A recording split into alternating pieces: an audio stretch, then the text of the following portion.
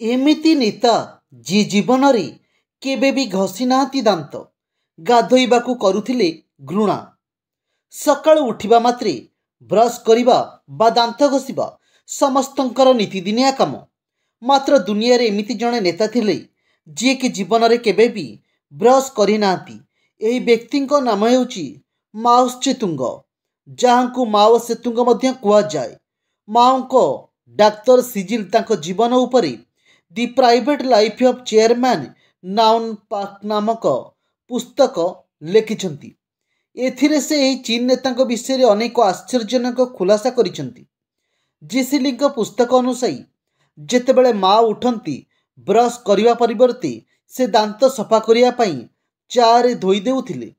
एहा तांकर नीतिदिनिया कार्य थिला। तांको दांतकू देखिले लागुथिला जेपरि केही तांको सबुज रंग देइछंती। केवल एतिକି नुहे, माओ केवल बेले बेले गाधोई थांती। कुहा जाए से गाधोइबाकू भी घृणा करुथिले। शोइबा एवं उठिबारे माओ त्से-तुंग विश्वर अन्य देश ठारू संपूर्ण भिन्न थिले। कुहा जाए तांको दिन रातिरे आरंभ होइतिला।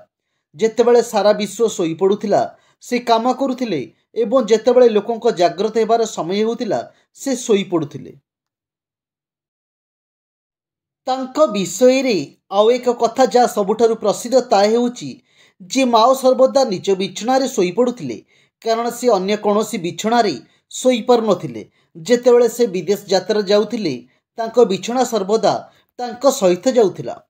26 डिसेम्बर 1983 रे हुनान प्रदेशर साओसान सहर रे जन्मग्रहण करिथिबा माओ विश्वर सबुठारु प्रभावशाली व्यक्तिंग मध्यरु जणे थिले।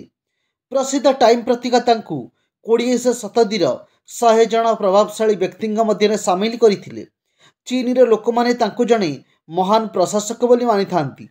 से माने विश्वास करती जे माओ से व्यक्ति थिले जे तांको नीति एवं कार्यक्रम माध्यम रे आर्थिक प्रजुक्ति विद्या एवं सांस्कृतिक विकास सहित चीन को विश्वर एक प्रमुख शक्ति करिबारे गुरुत्वपूर्ण भूमिका ग्रहण करथिले।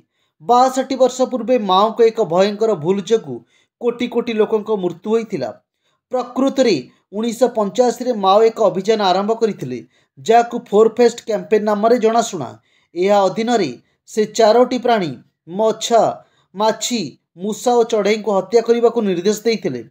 किंतु परे तांकर पदक्षेप उल्टा फलप्रद होला, जा फल चीन रे एक भयंकर दुर्भिक्ष देखादेला एवं लोक माने अनाहार रे शिकार हेले। विश्वास करा जाए से समय प्राय 15 नियुत अर्थात 1.5 कोटी लोक अनाहार जो मृत्यु